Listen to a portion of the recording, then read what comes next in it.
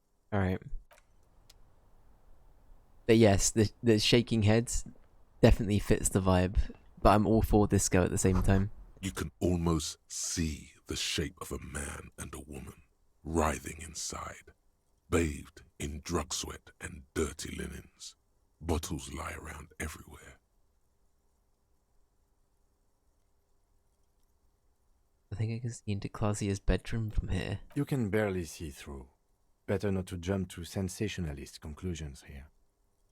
But that's that. The Okay. footprints on the floor, however, definitely suspicious. What were those people doing in there? You lean closer to the peephole instinctively. I bet they're doing something quite unnatural there. Sensationally unnatural. Alright. There's something on the floor. Let's have a look at these little footprints then. You clearly see footprints in the downy carpet of dust covering the workshop floor. Is this how they got the body in and out then, maybe? I can't actually remember. So he got shot in here, right? And then the Hardy Boys dealt with it. So maybe, do you reckon they brought the body through this way? That could be a possibility. I don't actually know, but it could be. I don't know.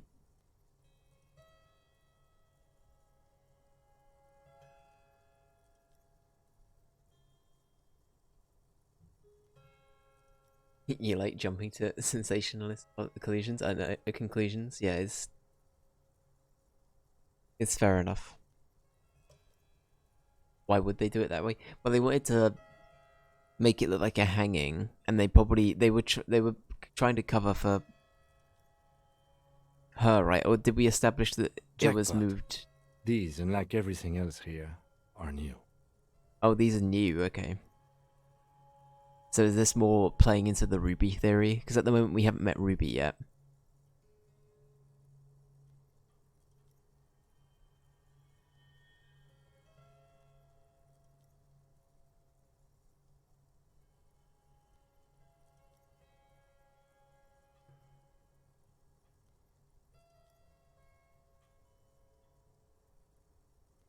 Oh no, so for secrecy's sake, I mean more like, where did they get the body from?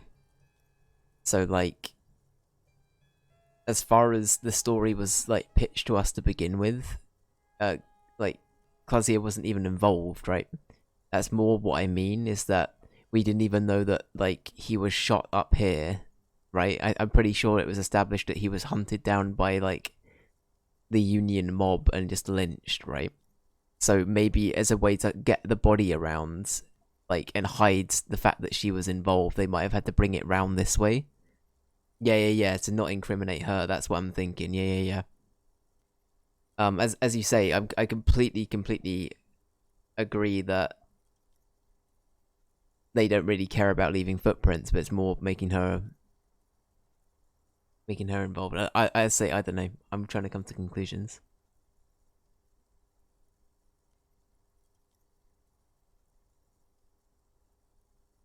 There would be more footprints unless one person did it.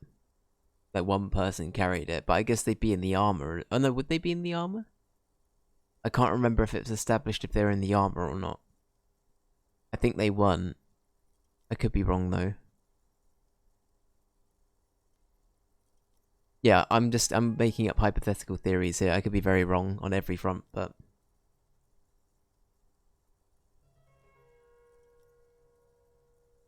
very strong. So, I mean, Titus seems like a strong lad, but I don't know if he'd be able to do it on his own. And Measurehead, question mark. They summoned Measurehead. Everyone's favourite dickhead, Measurehead, just appeared and carried them. Oh, that's true, they could have stripped him and then carried him, that's true.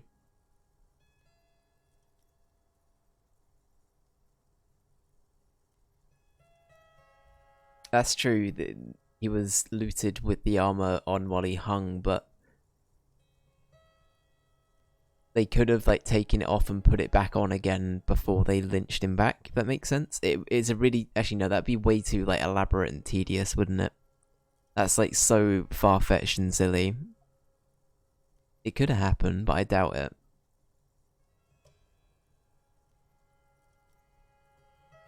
Okay, someone's been here within the last week or two. 3 weeks maximum, from the dust coverage. Okay. It could easily have been 1 week too. You know, officer. This is so good it makes him forget the whole Kimball memory. This isn't bad at all. It was a good idea to see where that door leads. Commendable work bringing us to this place. So one thing I'm permanently paranoid about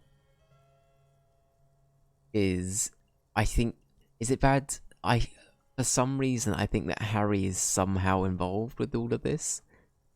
And that terrifies me. I'm now worried that he might have done it. I don't know.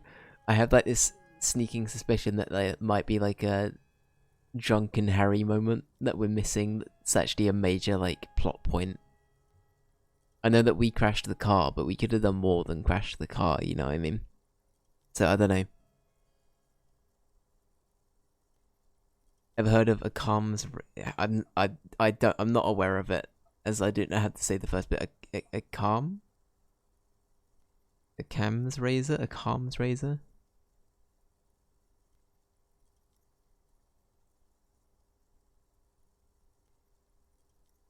Or Occam's razor?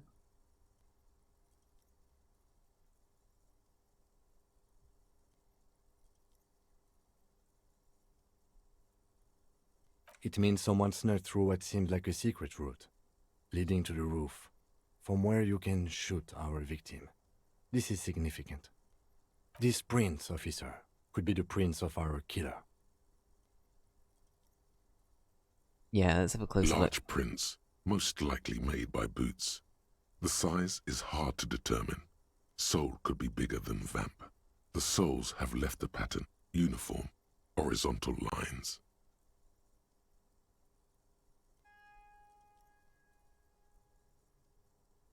If I hear hoofbeats, it's possible that I'm hearing zebras. But it's more likely that I'm hearing horses. That's a concept. Oh, okay, got ya. So it's sort of like you got to think with like rational thought for like what would be rational within the likeliness of what's around you. That kind of thing. Like, for example, in the UK, you probably wouldn't see a zebra out unless you're at a zoo. Right? So, is that sort of what you mean? It's in that kind of vein where it's like, if you hear something, you sort of jump to a wild conclusion when it should obviously be something more rational. Okay, stuff like that, got ya, got ya.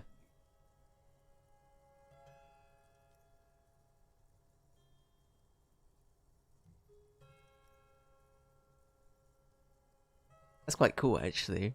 I like that. I didn't know that that had a name, but I like that.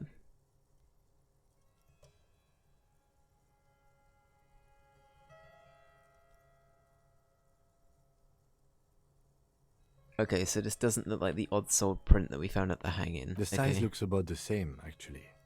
They're not the same shoe, but they could be the same person. Okay, so are we still potentially thinking Ruby? I don't know.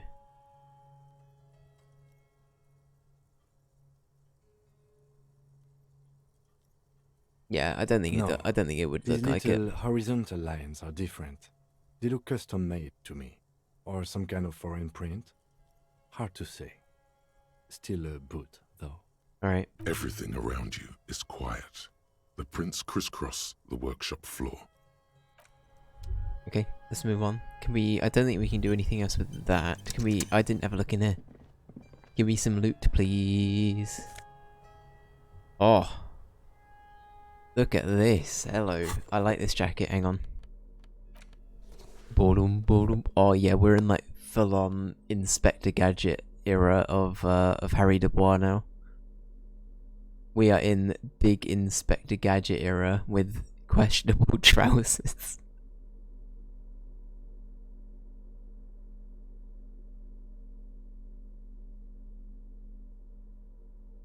We'll make us cope.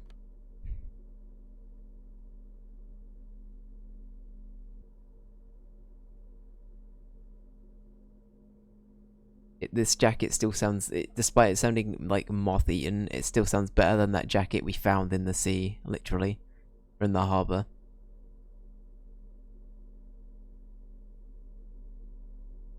And the Dick Mullen hat, of course. I forgot it was the Dick Mullen hat. Yeah, you're right. We are like full detective mode.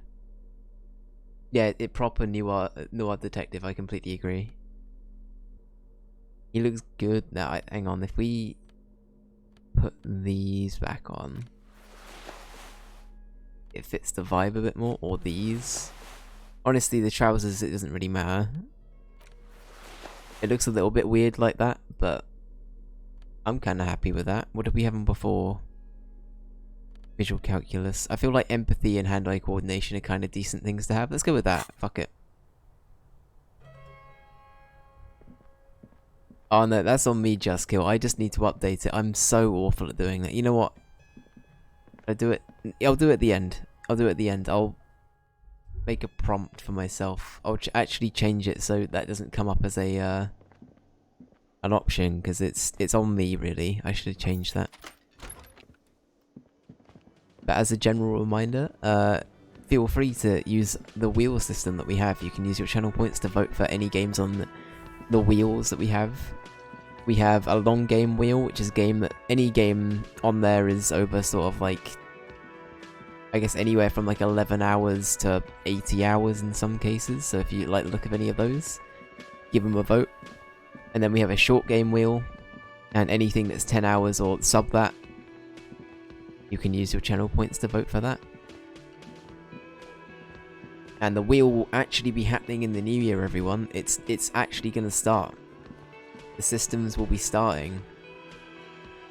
After talking about them for many moons and it not happening, it's actually going to begin. But yeah. Good stuff.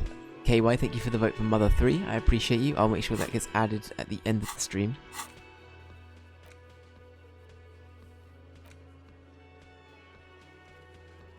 Can we get the boots off the victim's feet? Didn't we move the body? Isn't it gone? I don't think that's a reality anymore. You and Ray finished Scott Pilgrim Takes Off yesterday and it was great. I loved it. I loved it. I literally can't say a thing about it. Other than I think you're either going to love it or hate it based on how much of a die-hard fan you are. And also I think, depending on how much you liked the dynamic of the film, or like how the film did things, I think just seeing the same cast repurposed again is good stuff. I agree with that. It really did. It really did, KY. But no, I loved it. I loved it. I think Good Omens has been my favourite, like, continued show, or just, like, my favourite season of a show that came out this year. But Scott Pilgrim Takes Off is probably my second favourite thing that's come out. I think I talked about this last week, didn't I? But yeah, both of them are very good. Oh, we can go to... Let's go see our boy...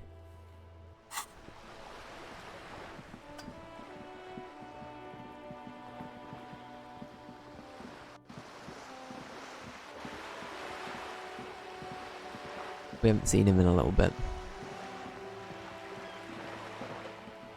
Oh, that's right. We also wanted to talk to Joyce, but Joyce has literally sailed off to God knows where. But yeah. Joyce, go bye-bye, I narrate. Literally.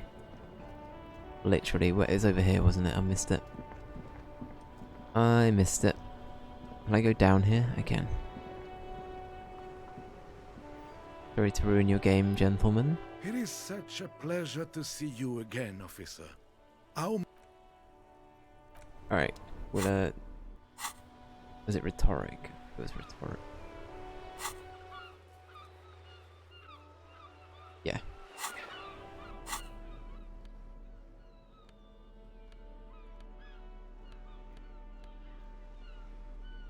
Nothing for rhetoric, that's fine.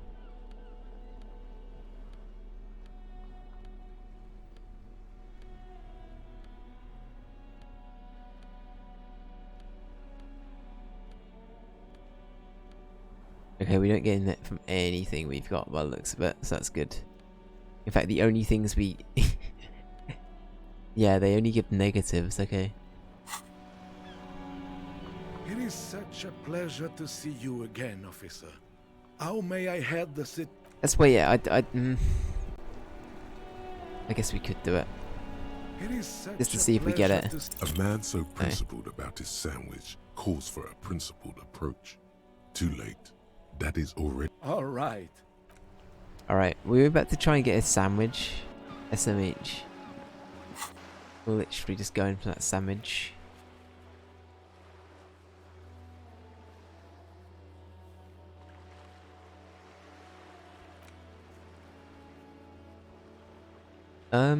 Maybe we should go head over back like this way because we still haven't found the cryptozoologist now I think about it. Oh no, is he gonna be the dead guy? I didn't even think of that. Is he gonna be the dead man? That's on the... It's there on the bridge on his own. Oh shit. What was the other thing we had to go? We had to get signatures for Everett.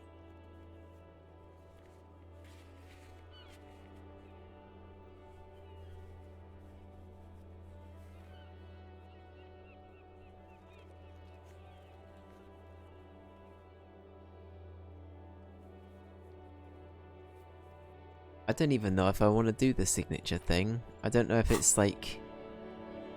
I don't know if I have a choice in that, but I don't think I want to do it at the same time.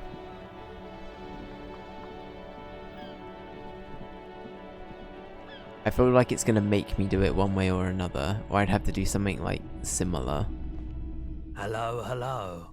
Let me know if I can help you with anything. Sure thing. Sure, man.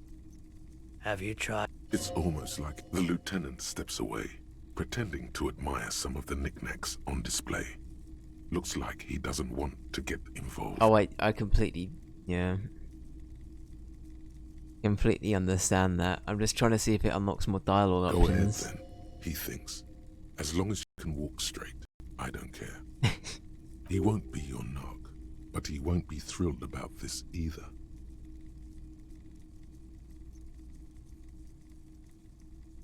If you say so. Here you go, man. Not so sure about this.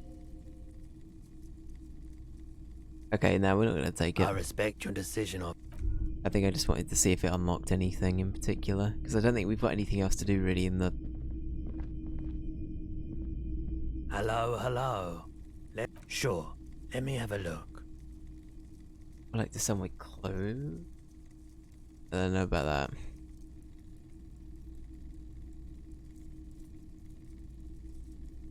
Yeah. Another time. Alright, let's leave that for now.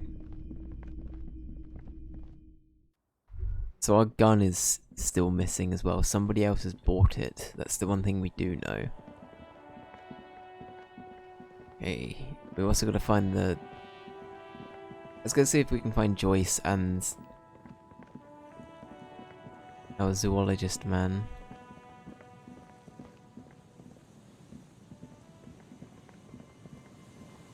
Mr. Everett is helping me find my gun. Yes, yes, of course.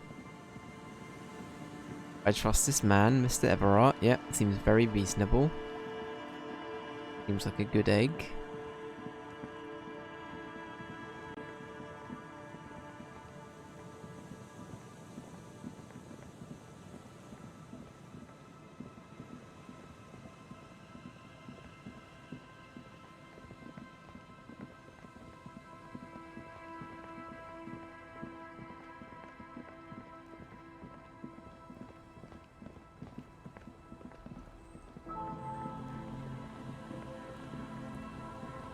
I go up and like round this way? I thought I could, but maybe I can't.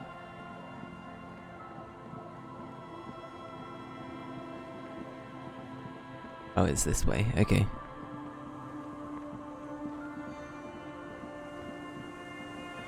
What are people thinking their show of the year is, though? I feel like The Last of Us is going to be a big one for a lot of people. I think that's... Wait, was that this year? That was this year, right? The Last of Us? I'm pretty sure it was this year.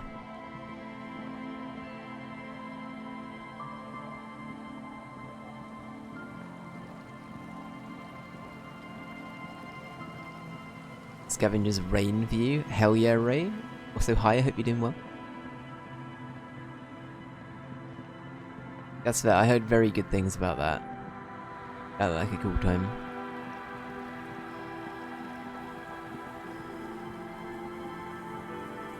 I can already safely say that The Witcher might be my least favourite show of the year.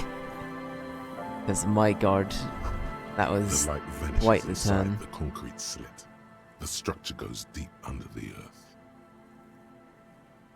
Honestly, I think I'd like it a lot, Ray. I think I would.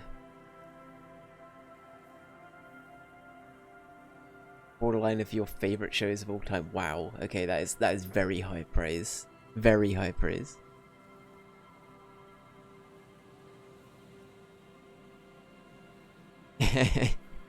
Yeah, favourite show of the year, KY. That's the question.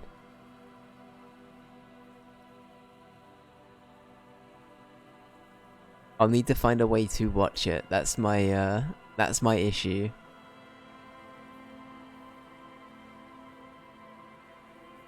Actually, that being said, I think it's on Now TV, which is like a subscription service that covers a lot of the HBO stuff and Sky stuff. So maybe it might be on there. But I do not have the funds to pay for yet another streaming service just yet. But from what I saw, it looked very good. You haven't seen The Witcher? You've heard they did something very wrong. Yeah, they... Yeah, that show is, it's going downhill. The first season's really good, the second season's fine. And then the third season was not good. And I'm not a fan of any of the Hemsworths, and knowing that Liam Hemsworth is taking over, it scares me a bit. Yeah, Henry Cavill's gone.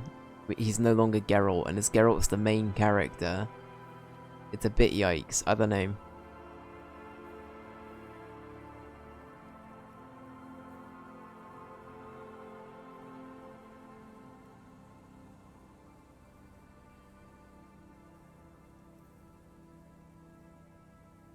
Yell ho into the slit. Why? There's no echo and no answer. Why ho? What's in there? Maybe it's just a storm drain for the sewer.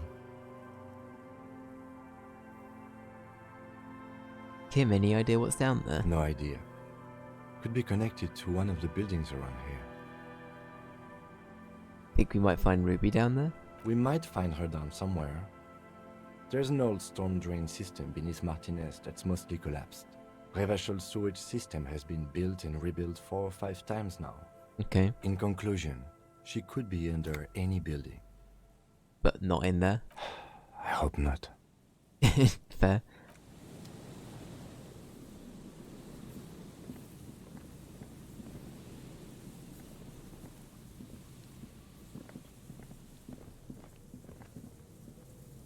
Oh, okay, hang on. We going. But yeah. No, Netflix has always been such like a mixed bag. It's like, it's crazy. It is crazy. But one thing I've started watching... Actually, I've started to watch 2 things. One thing that me and Jess have started watching is we started watching Schitt's Creek, which is actually quite funny. It's very like deadpan. And it's like... I'm really, really bad with the names of actors and... I guess like... I don't know, I'm just not... I'm better with faces, I'm not very good with names. But it's got the dad from American Pie in it. And like... It's pretty funny. As I say, it's very deadpan. It's about rich people being like... overly entitled and... ending up in literally Schitt's Creek. And sort of having to pick up the pieces of their life. It's a deadpan comedy. It's very good. I've actually been enjoying it a lot so far. It's been nice. And then the other thing that I've always wanted to watch is the Batman animated series from, I think it's 92 and 93. And it's on Netflix at the moment, and I'm fucking loving it. I've watched the first like 3 or 4 episodes, and I adore it already. It's so good. It's so good.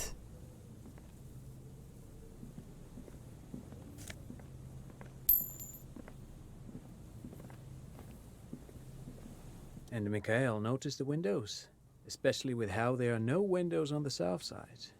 This was to deal with. You officers, come to investigate the historic subtext of West Martinez? I'm Tran Heilostam. You must be Kim Kituragi, right? I was just telling my son about this building. Not a lot of people realize the historic significance here. Very rich in hypertext. I see. Sir, are you okay here? Is it me or do British people like deadpan comedy a lot? Oh, we love it. Like, we adore it. We, I feel like it's become a more modern... Since, like, the early 2000s, I think especially, we've become a lot more, like, indoctrinated into loving it a lot more. I think the UK office really set, like, other things came first, obviously, but that one, in particular, started this sort of, like, trend. And I feel like Peep Show is kind of in the same vein. But yeah, anything that's sort of like deadpan comedy. I think we just like dry humor here. We have a big thing for dry humor. That and absurd stuff. We really like weird off the wall shit as well a lot of the time. But I don't know, I don't speak for everyone. Nice to meet you. I think that comedy is also very subjective. So like, I feel like it's not quite as like cut and dry as it used to be depending on where you live anymore. I feel like anyone can kind of get on with anything, but I feel like as a generalized, like, especially what's being released in the UK comedy wise at the moment, it's still very, it's leaning to deadpan or it's leaning to like abstract or irreverent sort of stuff, I think. Yeah, Monty Python, that sort of level of abstract, definitely. Hold up, hypertext. I'm honestly, this guy said words and it literally made my Dave brain explode. I didn't think I followed. Hypertext. Young Carp and the collection of cultural hyperlinks. Wait, what was that about the windows before? Oh yes. So Mikhail, they had to deal with monitor glare, especially in the summer. They still had vector monitors back then. That was 49 years ago. So they didn't have windows on the south wall. Wow, vector monitors. What the frick? No, I can't say that we've met before, but I've heard of Kim, of course. Mikhail, say hi to the officers. Why is he dressed like Donald Duck? What are you doing to your boy? Why are we speaking to Donald Duck? What's he doing?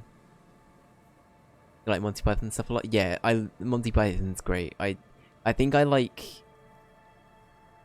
Over the years, I kind of like sway between The Life of Brian and The Holy Grail for favourite film, like, of the Monty Python movies.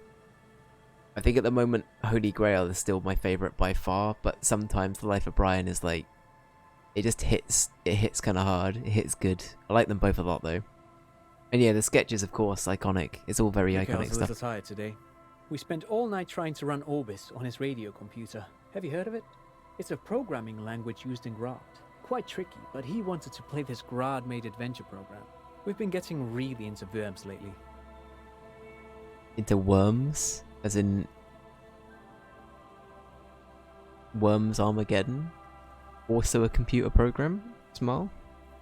The man speaks in the artificial cadence of a Different professor, spelling, I know. or someone who's been on too many radio shows. Yeah, I was gonna say, this guy knows his shit.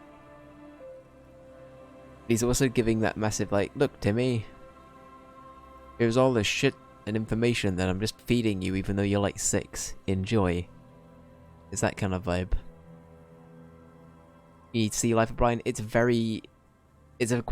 depending on, like, I feel like it's a film where if you have very strong religious views, you're not gonna vibe with it. Actually, I don't know. I don't know if it's fair to say that.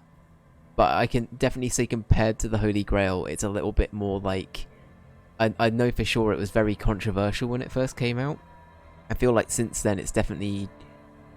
it's probably nowhere near as bad as it used to be, but when it came out, it was... I remember it had quite a big sort of backlash almost, but yeah. Oh yeah, Only Fools and Horses is great. I love that. That's why Del Boy from that is what I was convinced the Merchant from the RE4 remake sounded like this time round. But I assume you're not here for giant worms when there are so many real things to see. Just as I was telling Mikhail before, this is where the Coalition landed in '08. We could be standing on what is the most interesting landmark in Revachol West. Wow. This man is your half-brother. You feel it. But why? What do you mean? What do you mean? I don't understand.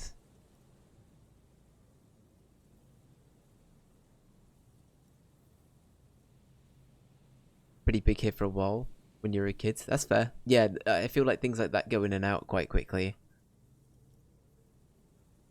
Or they can start to do quite well elsewhere.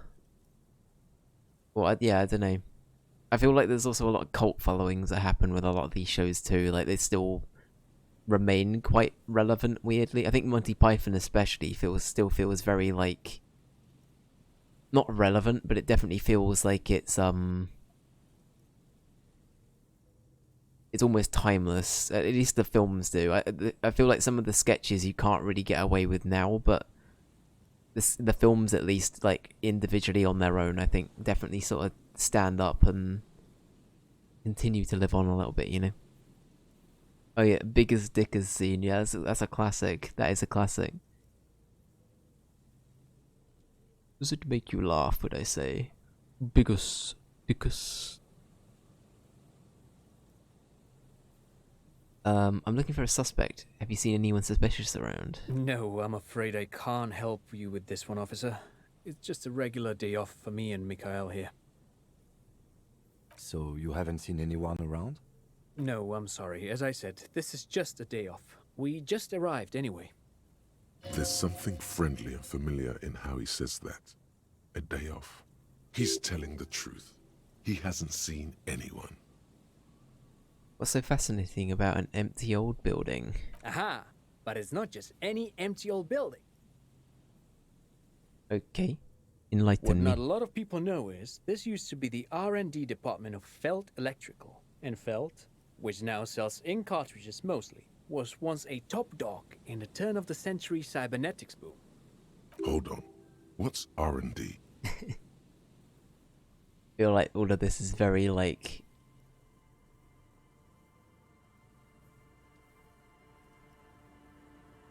like, I don't know. It's so... I feel like this character on his own is like a walking statement that the game is just actively pushing. That's like, yep, we have this very self-aware character now that's just blasting us with all of this stuff. I kind of like it. You also want to watch Fry and Laurie's stuff, but the canned laughs are a big turn-off. Yeah, Fry and Laurie's got some good stuff. I love that.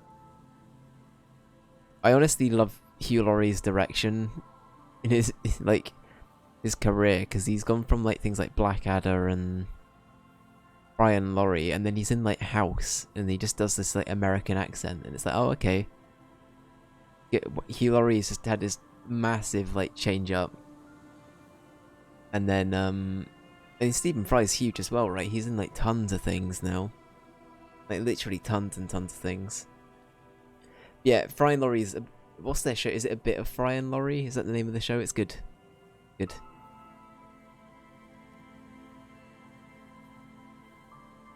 Look at the building looming over you. It looks old and weathered, with seagulls picking apart its stone and metal carcass. Bushy undergrowth has taken hold of the collapsed rooftop.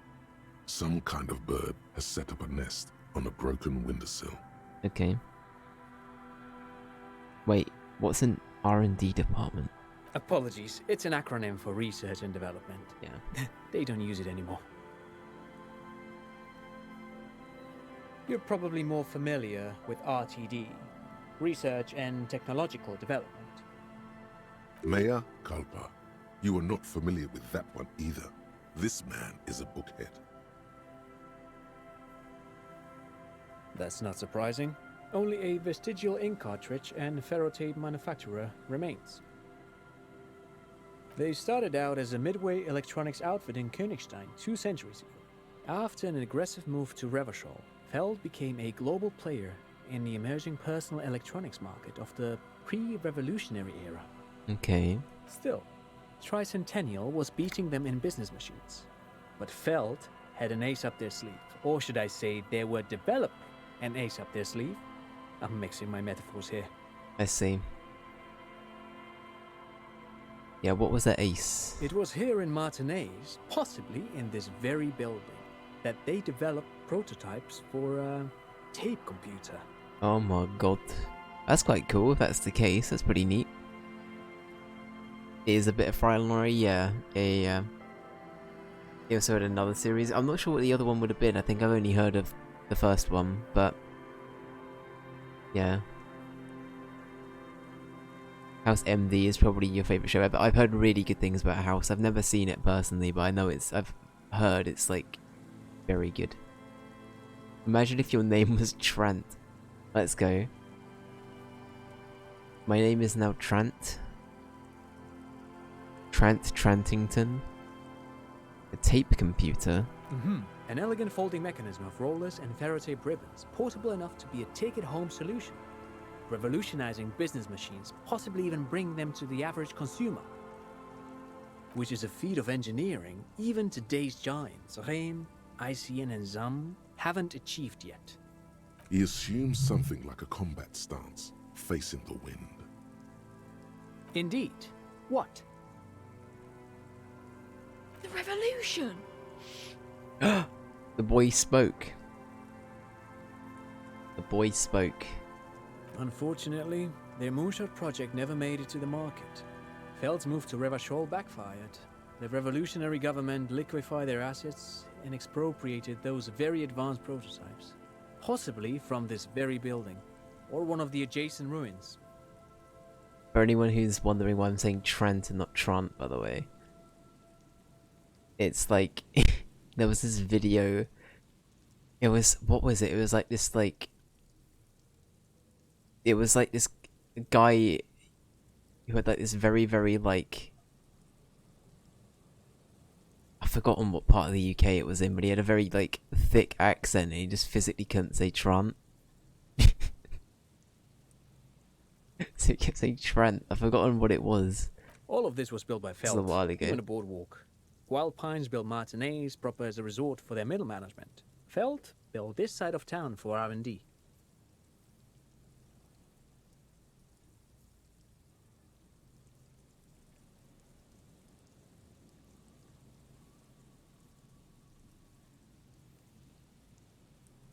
Yes, they even built a pleasure wheel, but that got destroyed in the war. A pleasure wheel?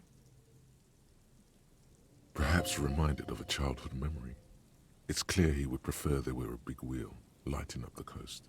Yes, to lure in their star engineers. This part of Martinez was nothing but reeds before Feld arrived. They had to make the prospect of living here attractive. It was supposed to become a global center for innovation in cybernetics. But history had other plans. I see. I don't think of who I know that's called Trant now. I think the only Trant I know is the guy that's the composer for Banjo-Kazooie. Isn't he called Trant Kirkhope or something like that? He was like the composer for Rare back in like the what would have been like the 2000s, like the early to mid 2000s. I think that's the only Trant was it Grant Kirkhope? It's not Trant Kirkhope. Okay, never mind. Never mind. I'm chatting shit. I don't know a Trant. It's Grant Kirkhope. I'm sorry, Grant. Trant is not a real name. No. No, I've heard that before, right? Trant is not a real name. Am I just getting mixed up? It's at least a rare name.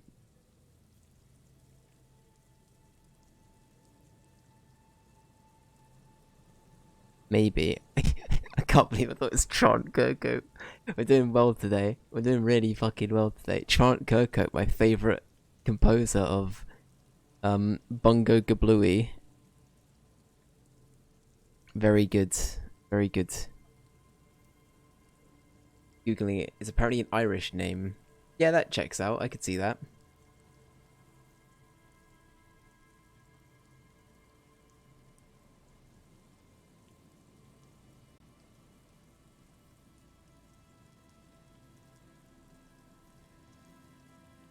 more you know.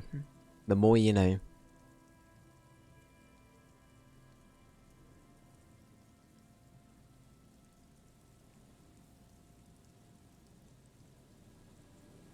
Oh, I'm afraid it didn't end well for the boys.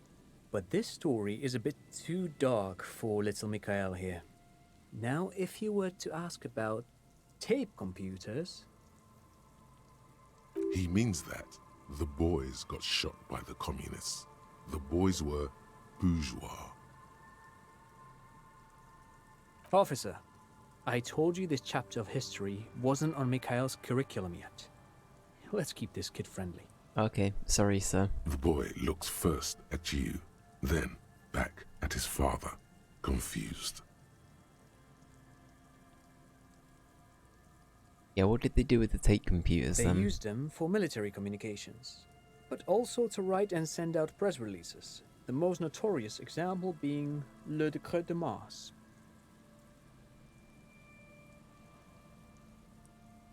What's the Mars Decree?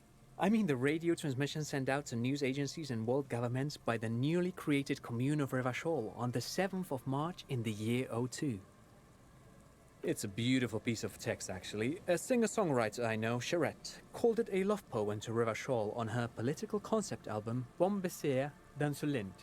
You should read it. Every local library in Revachol stocks a copy of the decree. I tried to get Mikhail to memorize it. Tried to. Someone was much too interested in worms to be paying any attention. The kid takes a peek at the green and silver worm on the cover of the book, already forgetting about this part of the discussion. Okay. Actually, no one knows. No one even knows what a computer made entirely of tape would look like. But word has it, they were very elegant, exquisite, alien-looking turn-of-the-century hardware. 10 years ago, I did a little freelancing, I guess you could say.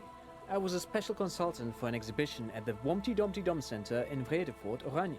It raised the same questions, and we had lengthy discussions with Paul Ockerman, who was head curator at the time. This was before the twins Keith and Guy Jews joined the team, trying to... Wait, did he just say Wumpty Dumpty Dum Center?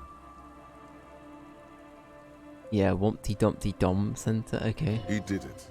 He said Wumpty Dumpty Dum Center, like it's the most natural thing in the world. Who could just, you know, say things like that so naturally? Especially like Trant Kirkhope. What the hell is a Wumpty Dumpty Dum Center? And who the hell are Keith and Guy Juiced? And I feel like we're just getting poor Mr. Dubois confused now. Our poor boy. A Wumpty Dumpty Dom Center.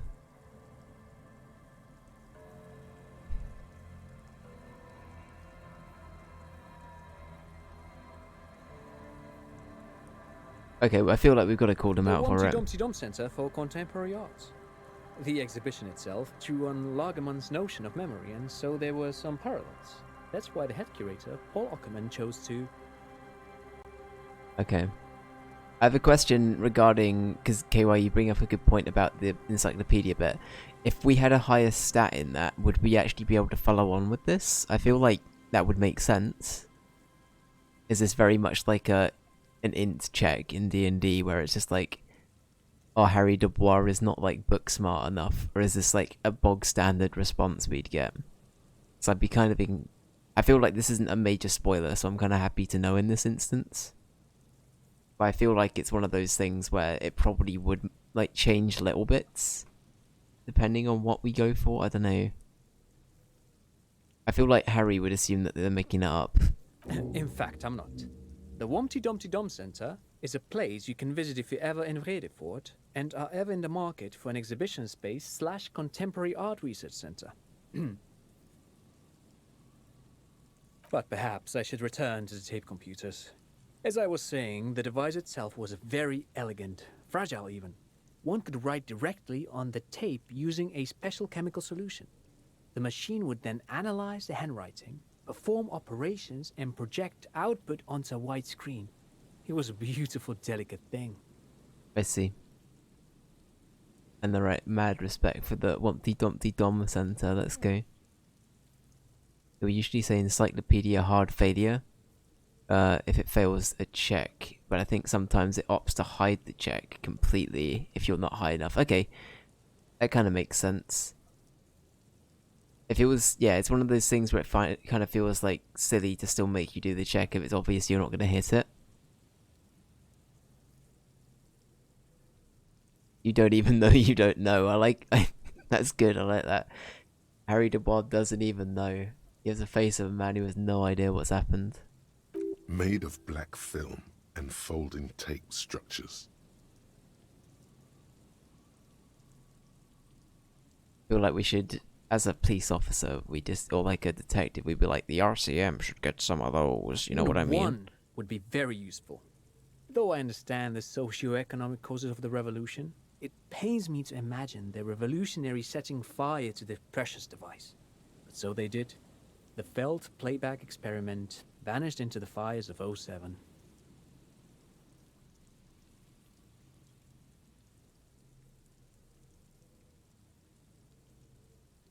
Yes, the official name of the prototype. Some sources report it as the Felt Playback Experience, but those are incorrect. Yeah, I guess it's a good point. Why was it Who knows? subsequently destroyed? Maybe it was an accident, or maybe they didn't want the technology to end up in the wrong hands. Either way, they're all gone now. All 3 versions of the prototype. Nothing but debris and ashes remain inside that building. So they basically did a number on... I'm forgetting all of the fucking names today. What's the name of the wands that's like the Master Wand or something in Harry Potter? They were basically like, well, it's too overpowered if no one has, you know, if I destroy it then no one has it sort of thing. The Elder Wand, that's it. The Elder Wands. So they essentially just did a Harry and they just snapped it up at the end of it and like, yeah, I'm gonna yeet it off a bridge. Job's done. Is that how that happens in the book? I don't actually know. I get a little bit foggy, like, regarding what's actually contextually, like, canon within what's been written around, like, Half-Blood Prince, because I was pretty good with, like, consistently listening to audiobooks for, like, the first 4, and then a good chunk of the 5th one I would re-listen to. But 6 and 7 I ultimately didn't re-listen to much or read much. I assume it probably still went down the same way, but I don't know.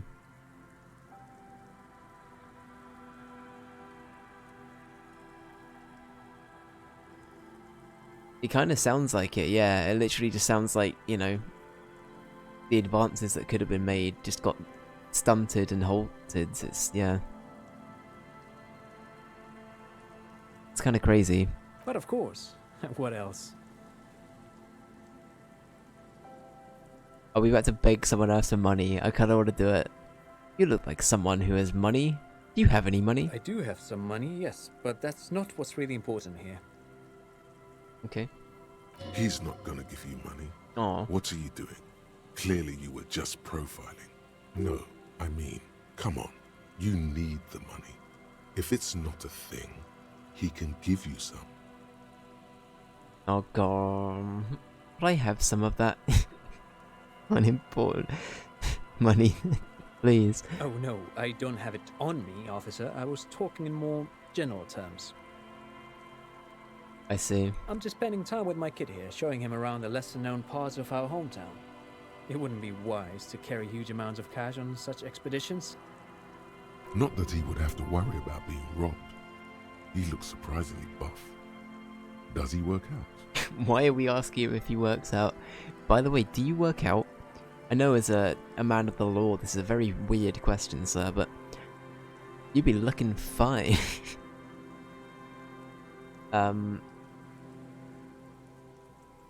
He puts it back in Dumbledore's grave. That's pretty cool. Okay.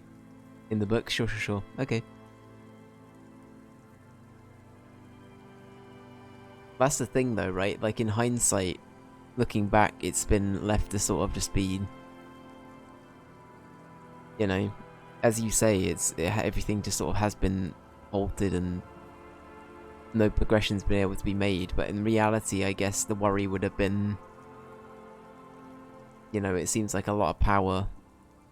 It's one of those things where there's like, you know, there's no definitive answer that's right or wrong one way or the other, right? It's just, it's ultimately in the situation they're currently in, it's kind of yikes to think about what could have been, right?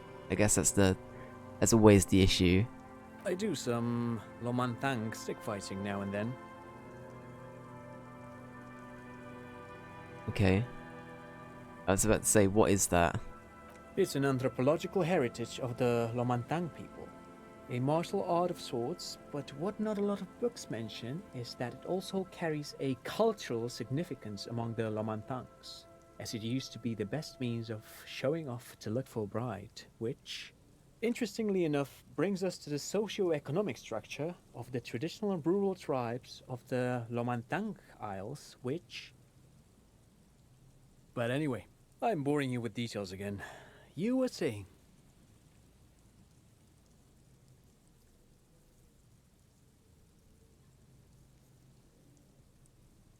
Then I guess everything got said, right? The drizzle, it never seems to stop, Alright. does it? Thank you very much No, for your thanks time, to sir. you for having me and little Mikhail here to pick your brain. A very interesting conversation indeed. Pick your brain. If anything, this was rather one-sided. He did the talking. Whatever. Alright, well, thank you, sir. Don't know if we got much You from see, that, but a once bright mural towering above you. The signage has peeled off over the years, but you can still make out Feld Electrical R&D. I guess what we did, we got a lot of lore, but then we also learnt that Dave's awful with people names. So we got a few things from that exchange. That was nice. That was good. A slogan used to intertwine with the loops a long time ago. Now, only a shadow of peeled letters remains. It says, "Tomorrow is just a whisper away." Tomorrow is just a whisper away. Looks like tomorrow never came. Wow. Wow, look at Kim being cool. Raises the collar of his bomber jacket. What a fucking boy this boy is. Is that a statement? What a fucking boy this boy is. Believe it or not. Believe it or not, Kim. Good lad. Can we break and enter? That is my next question. Let me in. Let me in. Perfect. Just doing official police business, stealing coins. Don't mind me. 5 real. The Listen, it's remaining worth it. windows rattle from a strong Certified hustler. I know, They're right? covered in a thick layer of grime. They must have been like this for 40 years. Lieutenant, can you make out what's inside? No, I won't even try. You know, I had a partner once. They called him Eyes, because he had to show me things. It's that bad. This partner of his, Eyes, things didn't end well. It saddens him to say his name. Don't even ask. He wouldn't answer. Maybe some other small talk. Can you still shoot, though? Well enough, actually. It's odd how that works. I'm no sharpshooter, but I passed my shooting courses 7 out of 10. It's the only time he talks about eyes are. I honestly really like it when just hearing about, like, I don't know, just like Kim's experience on the Force is really nice. I think just hearing it from someone, because through Harry, we're sort of piecing together what remnants we have based on what we've been left with. Like Harry's, like, what's it called? Like his journal. What's the police thing called? His, I've forgotten what it's got a set name, but you know what I mean, his little police journal, his little clipboard thing. And then yeah, through Kim we're hearing all about how, you know, Kim's fared on the Force in his own precinct. It's kind of nice.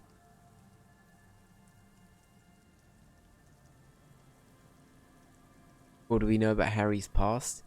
He ended up, like, he had quite a lot of confirmed, like, arrests and a couple of, like, yeah, he'd ended up doing a lot of cases, a lot of confirmed arrests. It sounded like he was in like a very busy precinct. It sounded like he was very effective and efficient at his job. It sounds like he's still getting over someone, which is a thing.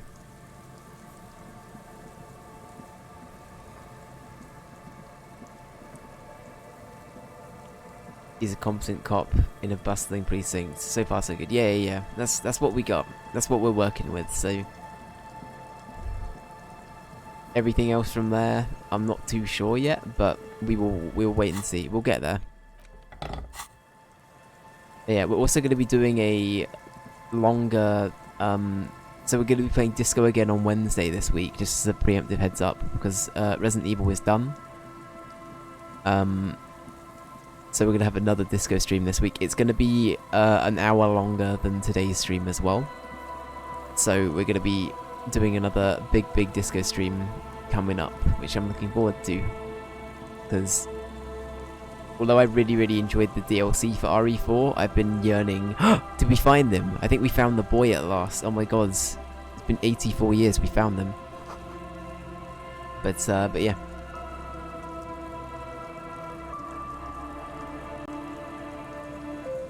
But yeah, I'm looking forward to getting into it more.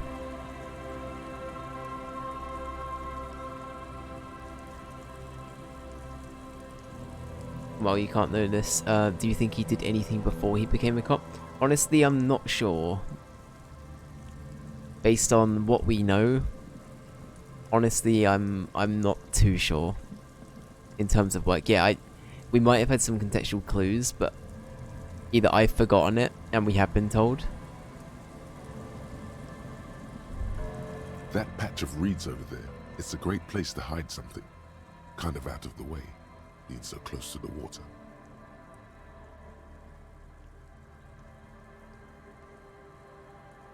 Can't see anything interesting. You don't have a reason to. Yet. Okay, Inland Empire's just being like, yep. Look at the reeds, boy. Strike you as anything else other than a cop? Other than being the assistant in the Prestige, I feel like there's a lot of, like, implied... They keep calling him Disco Dancer and stuff like that. I wonder if he was, like... Because there's also, like, a pop star, or, like, a rock star, or whatever route there is. Maybe there's something like that going on, where he was, like, formerly a celeb or something. So maybe he was, like, of some kind of, like, notoriety. I'm making assumptions based on, like, Superstar Cop. That's it, thank you, KY. So he could have been a celebrity, maybe. Celeb, just picking your brain. Maybe not anything big. He might have been in, like, one big thing and then, like, sort of, like, buggered off again. But I don't know, maybe he had, like, his moment on, like, the spotlight, and then he just sort of fluttered away. Sure, that's perfectly fine. I'm intrigued, though. I'm intrigued. As I say, we might have had a lot more like full-on hints than that. It's just I can't think of what they'd be right now, based on what we know. But yeah, we might have had things in the past that have been a lot more direct about that kind of thing. What is this about? Nothing. Just a hunch. The hunch passes, leaving you there, by the old boy bobbing in the water. Time to go. Alright. Very subtle ones, maybe.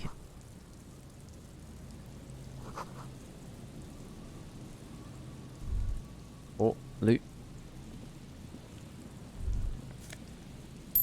Hell yeah.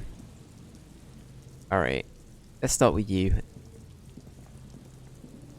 Hello, I'm Gary. How do you do, officer? Hello, I'm Gary. Yellow man. I mean, officer. The lieutenant raises his eyebrows slightly and takes out his notebook. Yellow man. Interesting. This is something to ask him about, after a little probing first. I'm just waiting for my friend Morel to finish up with his insect traps so we can return to civilization. Not a lover of the great outdoors? I like nature, just not this bloody coast. It's mostly drunks and degenerates that come here. Degenerates, this man respects authority too much. To see the truth inscribed upon thine own visage.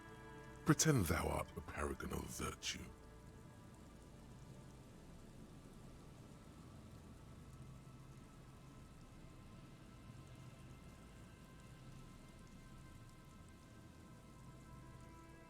I'm neither of those things, I can assure you. I'm a by-the-books, clean as a whistle officer of the law.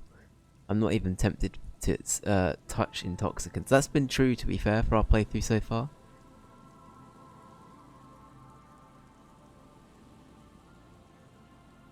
Or we could play into Sorry Cop.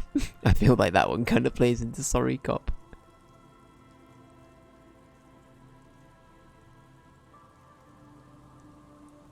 Or we try and be relatable. Bottom one filters. Oh, Okay. I've been tempted.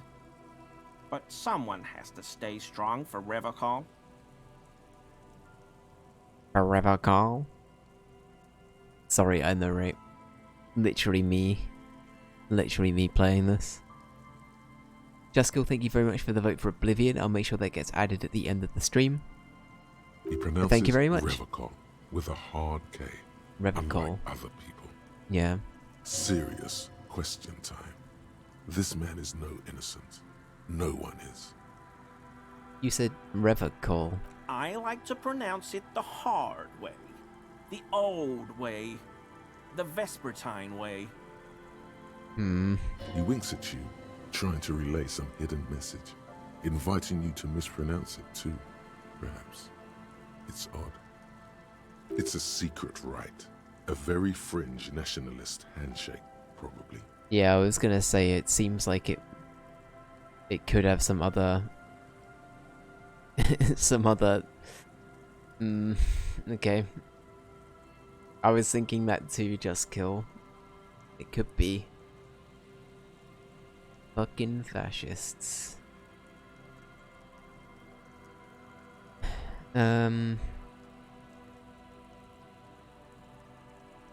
Is this your mug?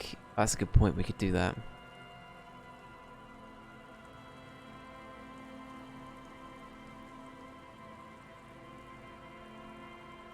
I know, right? Yeah, they're pretty yikes. They're pretty yikes. I don't know how to... Are we gonna shame this guy for having the mug? I hope we do. Let's talk about the man behind the whirling in before we call him a gunt with a hard G. Oh, so that's what the RCM in Martinez is about. Great. Great to hear someone's finally taking care of that. So you do know something about it? No. Nothing. He was some kind of mercenary. But everyone here knows that. I'm just glad to hear you're looking into it. That's all. He's not feeling very comfy in his clothes, is he? He didn't kill him or anything, but there's something going on here. Is this your mug? My mug? Why would you think that? You said yellow man, and that's not something many people go around saying. Really? I hear it all the time. All in jest, of course. No offense meant to anyone.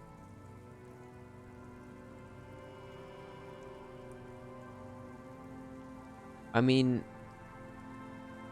I feel like that's not okay still, though. Like, it's... You can't literally go, like... You can't say something offensive and then be like, lol, I didn't actually mean it. Or, like, you know what I mean? Like, it's... It just feels, like, insensitive at that point. I don't know. It feels like a bit of a dickhead move, honestly. Still seems suspicious. Did I mention the mug was found at the scene of the lynching?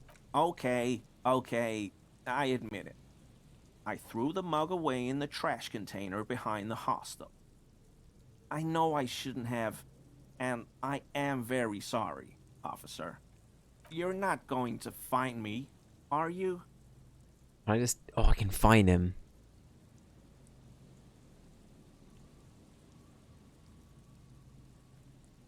Rip out a fine slip for 250 real, the maximum. Oh my god. Let's see if we can get 100 real out of him. Okay, I deserve that. And I won't do it again. You have my word. I probably could have got money.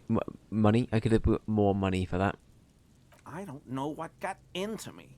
Stuffing my garbage in another man's property, it's... I've been having trouble at work lately. The Koikos are price dumping us out of competition. Right. What did you do, Gary? My favourite character is this lad. What are you doing? I'm not going to try and do that voice. I think I'm actually about to... I'm not doing that again. Oh, I'm going to die. That actually just killed me. I shouldn't have tried that. That literally just killed my voice in one attempt. Fucking hell. No, stop it. Stop. Nothing! Stop trying to impersonate Nothing. him. Just answering some questions. What do you Helping do, out the Gary? law. How did you get into the trash container? I know a guy who works with the trash collection services. CS Municipal. He gave me a master key for the trash containers of Martinez. Oh, you need to give me that right now.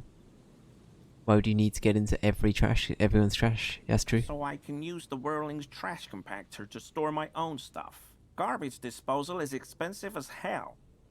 The damn Hemians run it like a mob. But you have access to every single one in Revachol, right? That's what's being implied. Oh, sorry, of Martinez, sorry. I'm sorry, okay? I thought I could cut costs. I shouldn't have. I shouldn't have disgraced myself. Okay. Disgraced? No need for the histrionic, sir. It was, after all, just a trash container. He studies his reaction. Gary doesn't answer. Gary, did you put the clothes of a murder victim? The man who was hanged behind the whirling in rags into the trash container? Officer, please. Let me explain. It's not like that. Do? I was only cleaning up. I live right across the yard from where he was hanged, and I saw him stripped naked. All the clothes lying around in the yard, smelling. People are animals, you know?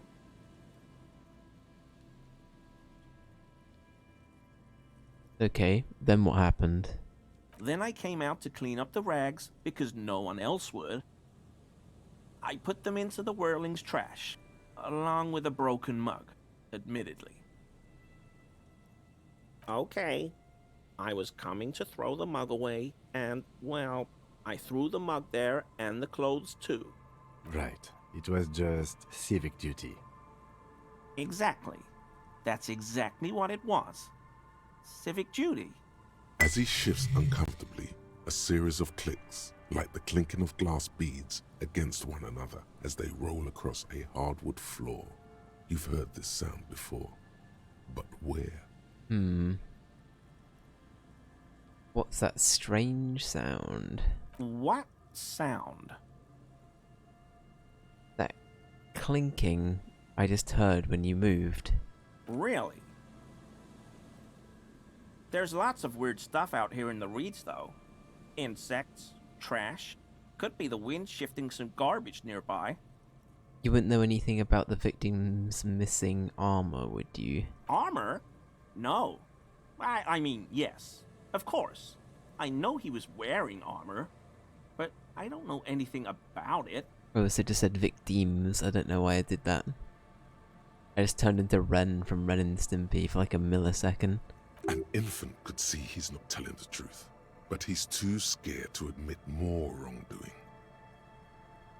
There's something going on here. You should observe him more closely after this topic is concluded. Alright, let's move on for now. I hope I could help your investigation, in my small way. Got a skill point? Does this mean you were in his apartment, admiring his colonial mug collection? Okay. Perhaps it would be interesting to tell him. Are you a cryptozoologist too? No, no. I help Morel with research sometimes, and I've learned some things along the way. But I don't usually go in for picnics like this on my own. You were surprised to see my colleague, Lieutenant Kitsuragi. Not many Sealites here, or anywhere, other than Sail. I meant no offense, truly. You have a problem with Sealites? No, no problem at all. Okay. What did you do, Gary? I know, right?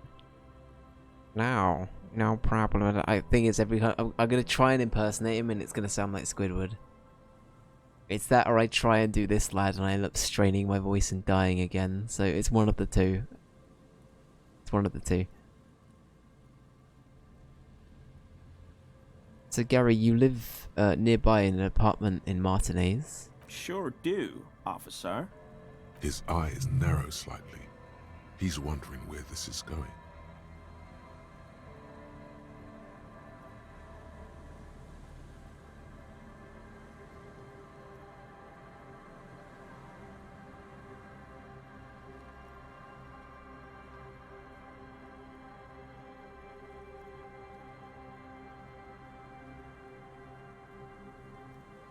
I don't know if we want to bob him in with that.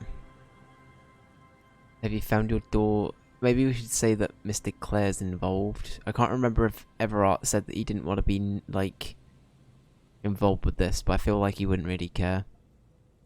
Mr. Clare must be very angry with you. Mr. Everard? Yes, he insisted I open the door to your apartment. I feel like we should just be upfront. So you work for Everard Clare? Oh god, I just realised what that Officer, means. please tell him we're good. No, tell him I'll make it up to him. What have I done? He'll send the muscle after me. What have I done? As he lowers his tone, he hunches his back.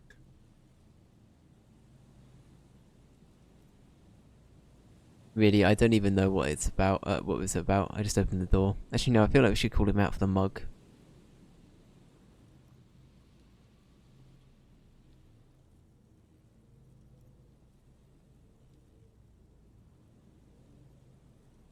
Yeah. Whatever it is, tell him I'm silent as the grave. I was probably talking too loud in the whirling the other night about some theories. I won't do it again. If there's anything I can do to assist you, or the Union, just ask, okay? I'll try to help if I can. This scared him proper. He's positively melting from fear. Has to prop himself up with a lot of anger to keep it together. What did you do, Gary? I know, right? The weather vane has How turned. dare, Gary? He cannot be unturned. He clearly liked his squirming. He may even have changed his mind about the whole door opening operation. Okay, so we've scared him a bit, so maybe we should give this a go now. Bit of composure.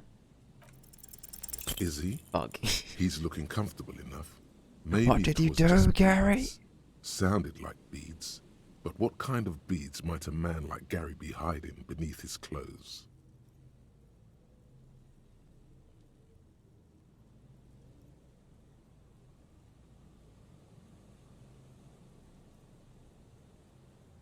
I'm being hesitant because I feel like I have to go for... I think I have to, right? Are you currently sporting some anal beads, Harry? Harry? Hopefully not Harry. Gary. You wouldn't be able to hear if Harry. you were wearing anal beads. Thank you, Kim. Please excuse my colleague's humor. Working this murder case is taking a toll on us both. You don't quite have to answer that yet. Yet. Kim's kind of like, okay, but tell us later, yeah? What he means is, working on the case is taking a toll on you. And working with you is taking a toll on What him. do you mean? Me and Kim are best buddies. Of course, of course. Alright, thank you for your cooperation, sir. Alright, before we wrap up for today, we're going to talk to this lad. I'm going to try and not... I've got to try not to do his voice because I feel like it's actually going to kill me off. Here we go. Nice and easy. Nice No and way out, easy. little guys. Not out of this jam. I love this guy. I love that it's just exactly what I expected it to be to some extent. The best kind of toll, I know. There's a cylinder on the ground in which the man is arranging some netting. It looks like some kind of trap. He notices you. I know there are certain things, right? There are certain things where, like, I hear it and I'm like, I want to try and replicate that. Who's there? Oh, the police. Hello, officers. Compose yourself, Dave. Compose yourself. His self-conscious enthusiasm renders his movements ungainly. He looks like your understanding of a scientist.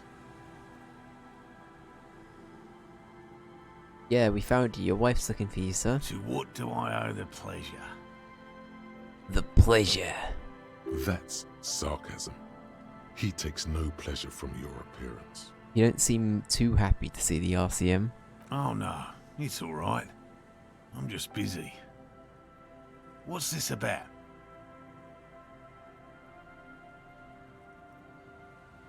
Yeah, so your wife's been like, it's been like 3 days since she complained that you hadn't come home.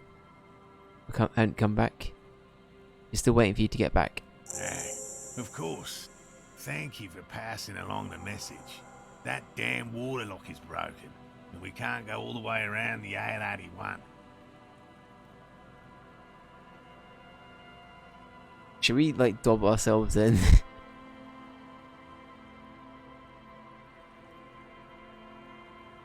We could try and dob ourselves in, I don't know.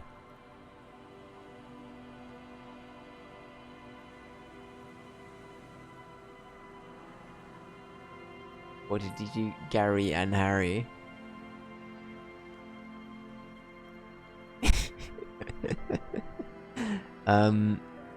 Okay. Let's just say it's been fixed. The waterlock's been fixed. It was fine when I crossed it. Oh, good. We should really be getting back. Gary could use a hot shower and a warm bed. Beat. What did he do, Gary? Did he say we can go back now? Yes, Gary! We can go soon! If you see Lena, tell her I won't be long. I need to stop. I'm just going to keep impersonating this man. He's great. This is a man possessed, always on the brink of some breakthrough. He won't leave if there's a sliver of hope. The great find might happen today. Sir, your wife is waiting for you. I just have to do one more round. See if the phasmid has taken the bait. Then we go in. Looking for phasmids. For all his passion, this man is diligent and patient. You could learn things from him. I'm looking for a suspect. Have you seen a woman with red hair who seemed to be on the run? I'm afraid not, officer. I've been busy digging around in the reeds for days, looking for signs of insect activity. I'm less interested in mammalian concerns, to be perfectly honest. The lieutenant takes a short note in his notebook, then gestures for you to proceed. Alright. Let's take an interest, why not, right? Tell me about this phasmid you're looking for. Well, first of all, it's damn They're difficult invisible, to right? find, which is why we've been knee-deep in the reeds laying traps for it. Wait, well, they're not invisible, are they? They're just very difficult to spot, sort of thing. I can't quite remember what the like description was for cryptids, but it was something like that, right? They're invisible. Well, they're just very, very hard to spot. It's something I can't remember. It's something along that line. What makes them so difficult to find? I guess we'll Good go back to question. here. Being a phasmid of the order Phantasmodea, a ghost insect, Ghost it insect. disguises itself as plant matter. Okay, In that this was case, it. the reeds. Awful lot of reeds around, aren't there? Right. And I suspect it may have also developed other specialised techniques to protect itself from predators, or scientists, in our present case. What sort of specialized techniques is the phasmid using to hide itself? It's my hypothesis that it has evolved certain electrochemical defenses that allow it to interfere with animal perception, impeding pattern recognition, confusing the visual cortex. But I cannot describe how these defenses work, much less how they evolved, without studying a live specimen. Yes, it makes perfect sense. You're beginning to suspect there's something paranatural about this phasmid. How big is this phasmid? I'm expecting it to be quite giant. One known species of phasmid, called the Megaphasmodeozoensis, is about the size of a grown man's forearm. So, Okay, fair. Yeah, wow. It's the entity. Dun dun dun. This whole time. Seems puny, The to entity. be honest. Why are you so interested in this stick bug? It doesn't seem to be as colourful as some of the other cryptids I've heard about. typical rookie assumption. Typical Insects Ricky. are much more sophisticated creatures than those unversed in zoology give them credit for. Okay. Even simply catching a glimpse of the Insulindian phasmid would be the apex of my, of any, cryptozoologist's career. But to study it and its defenses, find out how it stayed hidden so long. What have you discovered about it so far? Very little, I'm sorry to say. No one's ever captured a specimen, so all our information is based on first and third-hand accounts. So no one's ever found one? Not yet. That's what makes it a cryptid. Just out of curiosity, if there's no proof of its existence, how do you know it's real? I love that Kim's now just sort of like finally bought into our like, not lunacy, but our let's ask every single question on the board, and now he's just genuinely curious about half the things that we're asking as well. When at the beginning of the game he was like, detective, we need to stick to our work. I kind of like that. It's not always the case, sometimes he'll still try and be professional, but I know it's I kind of real. like it. Kim is long defeated. I know, right? He just gave up. He's gone. It's clear that his obsession with the phasmid is driven by something more than the pure pursuit of scientific advancement. By which I mean, I've heard enough first-hand accounts to believe quite firmly that the Insulindian phasmid is more than mere superstition. What would it be like to grasp and hold onto something you think is next to you, or just behind you, like a trace of vapor you exhaled one spring morning as a child? This is what he's searching for, a spectre. There's been a sighting of it here in Martinez. I remember that's what she was saying in the whirling route. Yes, the most recent sighting was by a couple of teenagers along the coast here. That's what brought us to Martinez specifically. I feel like they were just either tripping or they were trolling. I feel like I could picture Kuno just over the phone being like, saw a fucking phasmid pig. I don't know, I'm trying to think of how he ends sentences. Nobody misses with a Kuno. It's as big as a house. Something like that. That's what he'd say, It's right? the first credible sighting in several decades. Admittedly, it's an unusual location for this species, but with all the sewage runoff upstream, it probably doesn't matter much anymore. I guess, is Kuno a teenager? I guess he isn't, is he? He's probably like... He's probably pre-teen, right? I'd assume Kuno was pre-teen. I'm sure that's probably been told to us, but I legit can't remember. I have to resist the thought. Such an extraordinary creature is doubtlessly highly resilient. After all, it's generally thought to be capable of parthenogenesis. I feel like we're just gonna muse him.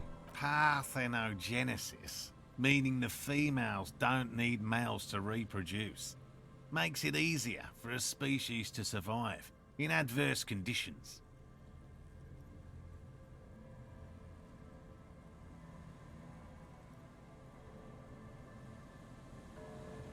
Clever. Yes, the Insulindian phasmid is a very clever insect. That's why it's so damn difficult to catch. But as a scientist, I try my best to remain dispassionate. Fair. Tell me more about these traps. Well, they may not look impressive, but Lena designed them quite cleverly, so I'm sure they'll do the trick. Lena designed the traps? Yes. How do the traps work? Simple. Attracted by the locusts, the phasmid crawls down the funnel and, having eaten its fill, can't get back out. Down the funnel. At least, that's the intention. The net isn't a perfect solution, but we didn't want to use anything that might damage the specimen's delicate exoskeleton. What are you using for bait? Locusts. Nearly all known phasmids are herbivores, of course. But we've hypothesized that the Insulindian phasmid might occasionally prey on other insects. I see. Inside the traps, a number of locusts crawl and tumble over one another in a tiny, chittering swarm. A meat-eating stick insect? Does it pretend to be the reeds as part of its ambush behavior? This seems unlikely. Carnivore stick insect. Seems unlikely. Thank you for your opinion. We have also included plant material in the traps to satiate your skepticism. Fair play, mate. Fair play. Not a big fan of skepticism, this one. Alright, what will you do if these traps don't work? They'll work, I assure you. The predatory hypothesis, using locusts as bait, accounts for the failure of previous efforts by other teams, which use plants. We have given this some thought. Let me ask you about something else. Yes. What? Elena seemed pretty eager for you to return. And I'm eager to return to her, I assure you. But I can't leave before we finish with these traps. My wife understands that just as well as anyone. Come on, Morale. We've been soaking out here for days. It's time to go back. And leave the traps? Absolutely not. I won't let Lena down. Come on, she wants us back. I'm soaked up to my nuts over here. We'll both catch reed crabs if we don't dry out soon. Yikes, Gary. Won't let Lena down? Sounds like the cryptozoologist's wife shares a special connection to the phasmid somehow.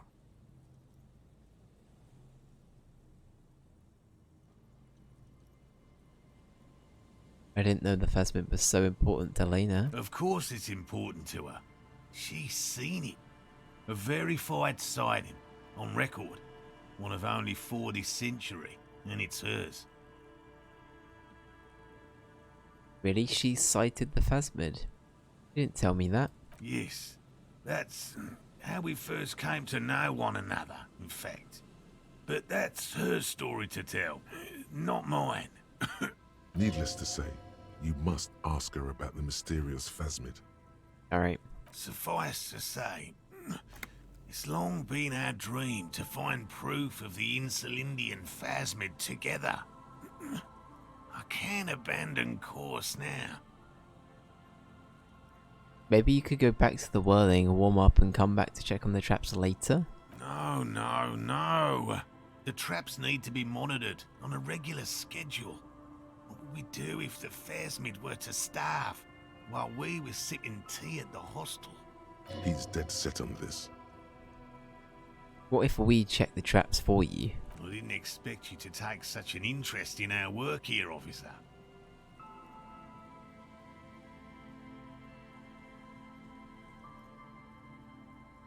We're looking for someone hiding on this very coast. Looking for another thing may lead us to her. That's true. I guess we hadn't really thought of it like that, but it's not a bad way of saying it. Why not? At least it will give us the excuse to look into a lot of reeds. That it will. That it absolutely will. I hope you brought your good boots. Where are these traps? There are 4 in total. One is to the south, on this little peninsula, by the boathouses there. It's very near. Another we set in Land's End, to the northeast. It's behind a small sand dune there, on your way to the old radio tower, after the church. The third is set near the canal, where you crossed, by a concrete slab.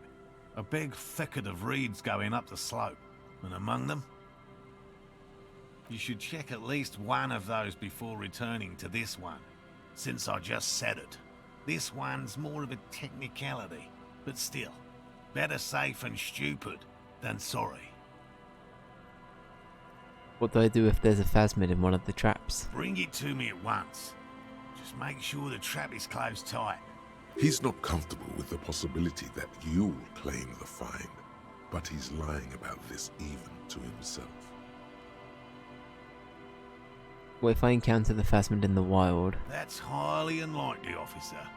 And in the event you do, I'll spray you with a pheromone mixture I developed. Uh-huh. It's made of musk and research chemicals. The pheromone should attract the insect to you, or at least prevent it from bolting at the sight of you. It's quite potent. Will last you about a week. Yikes, it's gonna be awful, isn't it?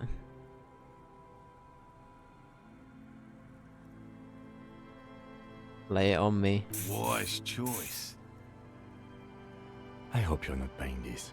It dispenses it without letting you touch the canister, so it would be precious like holy water. It is precious. A single dose cost me 50 real to develop. Not that I What? expect you to understand self-financing Jesus. one's own research. Alright, I'm ready. Let's get to it. Right. Which means you two can pack up and go back to the whirling. Whatever he thinks about this detour, it's clear that these men are exhausted and in need of assistance. Yeah, Finally, someone's talking sense. I'm thinking more for their wife as well. It's just for the best, and they've been at it for a long time. Thank you for your help. Gary and I will start breaking down camp. If you have any more questions, now's the time to ask. We'll be gone once you get to it. If it's more cryptid-related business you want to discuss, you'll have time for that later too. But what if the information is vital? On the hunt. Alright, how did you become a cryptozoologist? I've just always liked animals and puzzles. Searching for cryptids is a bit of both. He seems reluctant to talk about himself, but he'll open up, if you prod a little. So you're living your childhood dream out here. It's not child's play, just because I have to traipse through the mud every so often. Why not just be a zoologist? Real animals are puzzling too. I mean, you're not wrong. Real animals are still pretty neat. Real. I know you think one is a respectable profession, while the other is superstition. Everyone does.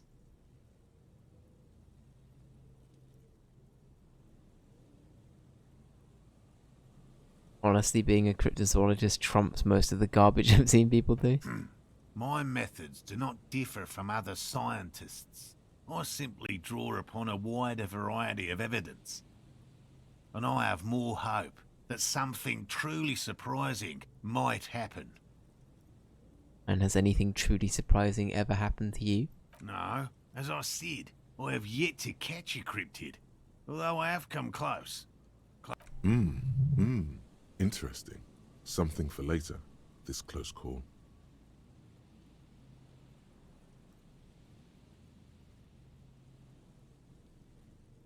Okay. What kind of evidence do you use? Everything from forgotten regional lore to newspaper accounts, like the one that brought us here, to look for the phasmid. I keep a very open mind. He's interested in things that people believe that scientists don't. Think other scientists don't listen to ordinary people enough? Most establishment scientists only care about reputation and remuneration, not real research. Remuneration. Certainly not the truth. I need to stop. They're a cowardly lot, and both the field and basement archives can be dangerous places.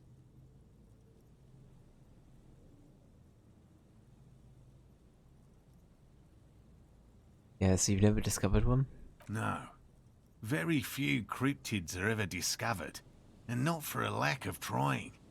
To stay hidden is a cryptid's primary quality.